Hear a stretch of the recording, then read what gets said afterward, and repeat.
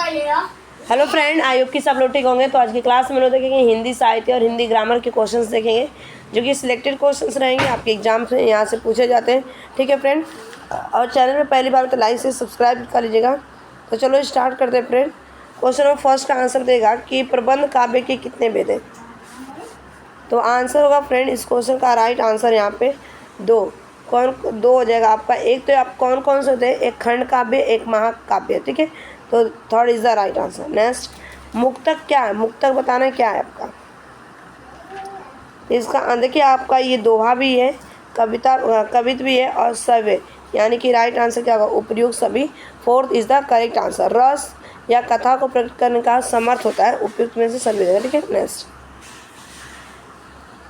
Friend, इसका answer दीजिएगा आप लोग।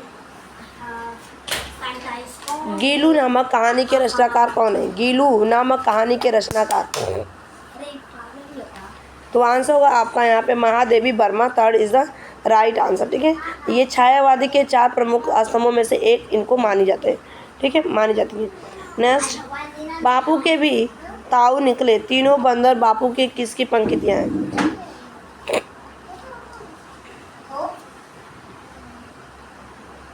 तो फ्रेंड आंसर होगा आपका नागार्जुन। ठीक है, second is the right answer friend. Next, जो कि तीनों बंदर थे, ये प्रगतिशील काव्यधारा के महत्वपूर्ण कवि रहे और इन्हें जन कवि की उपाधि मिली हुई थी। नेक्स्ट क्वेश्चन का आंसर देना, चाह नहीं है देवों के सिर चढ़ूं। ठीक है, चाह नहीं है देवों के सिर चढ़ूं, भाग्य पर इटलाऊं किसकी पंक्तियां हैं, बताना। तो आंसर इस क्वेश्चन का हो जाएगा आपका फ्रेंड यहाँ पर माखनलाल चतुर्वेदी। ठीक है, fourth is the right answer, जो कि पुष्प की अभिलाषा से ली गई है। ठीक है, पुष्प की अभिलाषा से ये लिया गया है।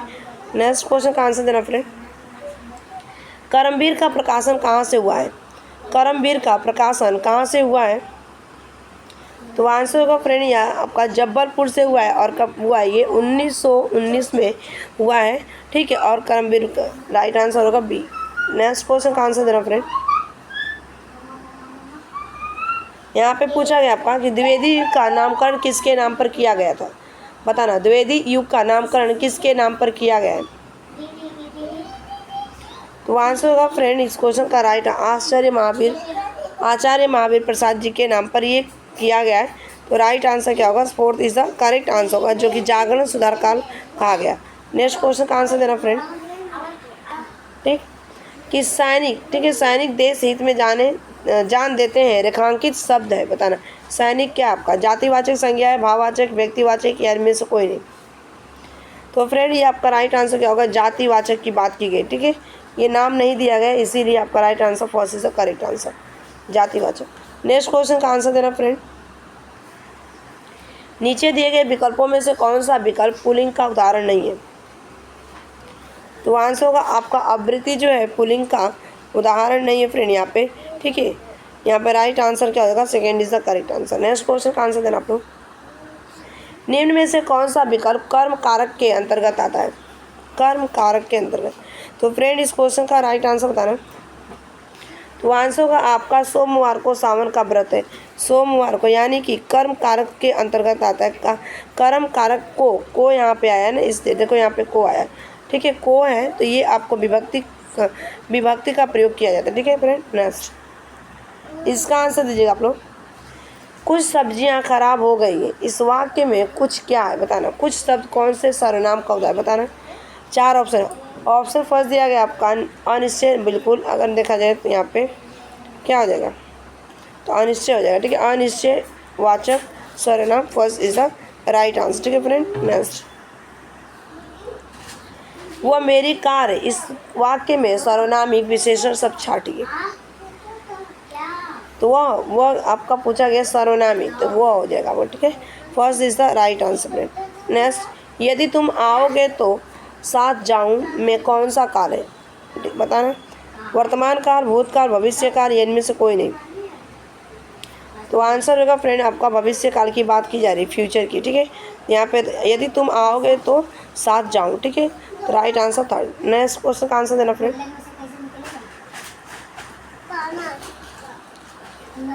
किस वाक्य में केवल सकर्मक क्रियाओं का प्रयोग होता है, बताना।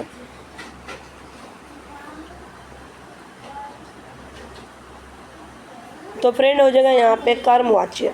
ठीक है, कर्मवाच्य में केवल आपका सकर्मक क्रिया का प्रयोग किया जाता है। First is the right. Next, निम्न में से किस विकल्प में अकर्मक क्रिया नहीं, अकर्मक की बात पूछी जा रही है यहाँ पे।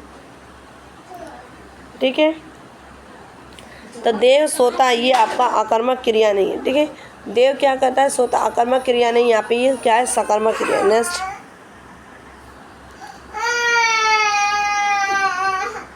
भला मानस शब्द का समास विग्रह बोलना है। भला मानस, भला मानस का क्या होगा बताना। तो आंसर होगा भला है जो मानस। ठीक है, भला है जो मानस, यहाँ पे राइट आंसर होगा, क्या हो जाएगा यहाँ पे, first is the right answer. तलीन शब्द का संधि विच्छेद पूछा गया, तलीन शब्द का, तो आंसर होगा आपका त जमा लीन। Third is the right answer friend. Next, हाथ कंगन को आरसी क्या लोक उक्तियों का, हाँ कंगन का आरसी क्या लोक उक्तियों का अर्थ बताना। अस्पष्ट बातों को प्रमाण की आवश्यकता नहीं होती। ठीक है, यहाँ पे second is the right answer friend. Next, करी बिलाप सब रोवी रानी कहाँ, सॉरी, करी बिलाप सब रोवी रानी महा विपत्ति किमी जाई बखानी। सुनी बिलाप दुखहु दुख लागा, धीरजहु कर धीरजहु भागा। उपयुक्त पंक्ति में कौन सा रस है बताना। तो आंसर होगा फ्रेंड यहाँ पे करुणा रस की बात की गई है। ठीक है, करुणा रस हो जाएगा यहाँ पे, second is the right answer. Next question का आंसर देना फ्रेंड। मीठा मोदू मन भय माली शब्द में कौन सा अलंकार है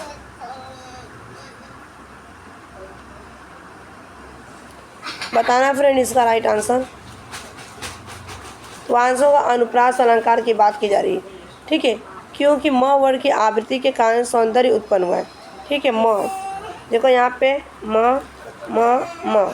ठीक, नेक्स्ट क्वेश्चन, बच्चे भाषा सीखने की क्षमता के साथ पैदा होते हैं, मुख्यतः यह किसका विचार बताना। तो आंसर होगा नोम चॉम्स्की का। Fourth is the right answer. Next, ये हिंदी पेडागोजी स्टार्ट हो गया। द्वितीय भाषा के रूप में हिंदी सीखने का मुख्य उद्देश्य क्या है। हिंदी और अपनी मातृभाषा के अंतर को कंठस्थ करना। ठीक है, इसका राइट आंसर ये तो होगा नहीं, कंठस्थ नहीं, दैनिक जीवन में हिंदी में समझने तथा बोलने की क्षमता का विकास करना। Second is the right answer. ठीक है फ्रेंड। नेक्स्ट, हिंदी भाषा की बारीकी को सही रूप में समझने की क्षमता का विकास करने के लिए आप क्या करेंगे। तो आंसर होगा फ्रेंड, इसको राइट आंसर यहाँ पे हिंदी भाषा के विभिन्न प्रयोगों से युक्ति सामग्री उपलब्ध कराना। First is the right answer. Next, कोई भी भाषा पुस्तक तभी सफल मानी जाएगी कब बताना। चार ऑप्शन दिए गए। वह बच्चों में साहित्य की धरोहर और वर्तमान साहित्य के प्रति उत्सुकता बनाए रखना। First is the right answer friend. Next question last, इसका आंसर दे देना। चार्ट का प्रयोग करना शिक्षण सामग्री का कौन सा प्रकार है।